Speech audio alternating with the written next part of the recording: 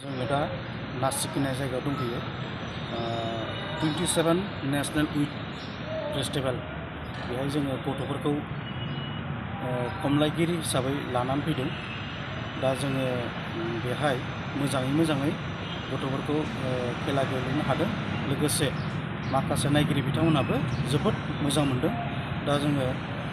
मोजाङै गेलेलांनो हादों आरो खुलुमबाय जों दिनै महाराष्ट्रनि नासिक सहराव 2017 नेशनेल युथ फेस्टिवलाव जोंनि बर'नि खमलायनाय गेलेनायखौ दिन्थिफैदों। जों क'क्राझार, बाक्सा, चिरां, उदालगुरि मोनब्रै जिल्लानिफ्राय फैदों। जों साबायखर होयोदि बिगानि दैदेनगिरि बिथां सारमोनखौ आरो जोंखौ बिसिम लाबोनायनि थाखाय गोजोन्थों। खुलुमबाय आंनि मुङा सानस्रां नार्जारि बेयाव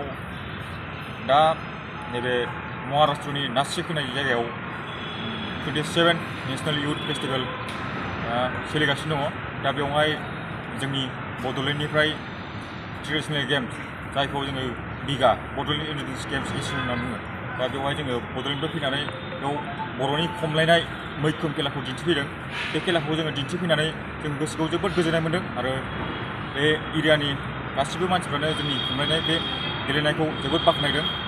बेखौनो गोसो गोरबोनि खुलुमनाय आरो सिबिनायखौ जासिहरदों। महाराष्ट्रनि नासिक सहराव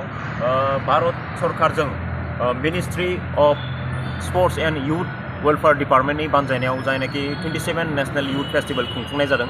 बे 27 नेशनेल युथ फेस्टिवलाव जोङो बड'लेण्डनि जानानै जोंनि बर'नि दोरोङारि गेलेनाय इन्डिजिनियास गेम्स खमलायनाय बे खमलायनायखौ जोङो डेमनस्ट्रेसन दिन्थिफैदों बड'लेण्ड इन्डिजिनियास गेम्स एसोसिएशननि जानानै जोंखौ बिसिम फैनायाव क'क्राझार जिल्ला NYK आरो चिरां जिल्ला NYK नेहरू युवा केन्द्र बे मोननै जिल्लानि दैदेनगिरि बिथांमोना गोबां हेफाजाब होदों थ' बिनि थाखाय आङो गिबियावनो बड'लेण्ड इन्डिजिनियास गेम्स एसोसिएशननि जानानै बिथांमोननिसिम रोजा साबायखर होयो। जों गासै 12 जन गेलेगिरि बेवहाय बाहागो लाफैदों बेवहायनो दङ जोंहा गासै 9 जन हौवासा आरो 7 जन हिन्जावसा गेलेगिरिफोर थ' जों बायदियैनो बेवहाय गुबुन रायजोनि जेरै पान्जाबनि गटका आरो केरेलानि बिनिफ्राय महाराष्ट्रनि मालकाम बेदिनो गुबुन इन्डिजिनियास गेम्सफ्राबो डेमनस्ट्रेसन दिन्थिनायाव बाहागो लादों थ' बेनि गेजेराव जों खमलायनायाबो बेवहाय मोनसे मोजां सुबिदा मोन्दों आरो बेहाय जायफोर बिथांमोना बाहागो लाफैदों बे 27 नेशनेल युथ फेस्टिवलावहाय बिथांमोना जोंनि खमलायनाय गेलेनायखौ नुनानै गोबां बाख्नायदोंबो थ' आसा खालामो जोंनि खमलायनाय गेलेनाया बेबायदिनो दावखोलांबाय थानो हागोन होननानै।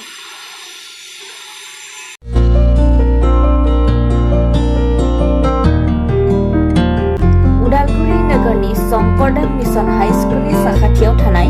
रेगे-रेगां दख'ना गलायाव लफाय, FNF, महर ब्रेन्ड, बिबार ब्रेन्ड, आर'नाइ ब्रेन्ड, जुरि पाट, माथानि बायदि रोखोमनि दख'ना, आर'नाइ ब्लाउस, फालि आरो बर'नि साबसिन हामसिन आगरनि जिफोरखौ हलसेल आरो रिटेल मोन्नैबो बेसेनाव बायनो हागोन।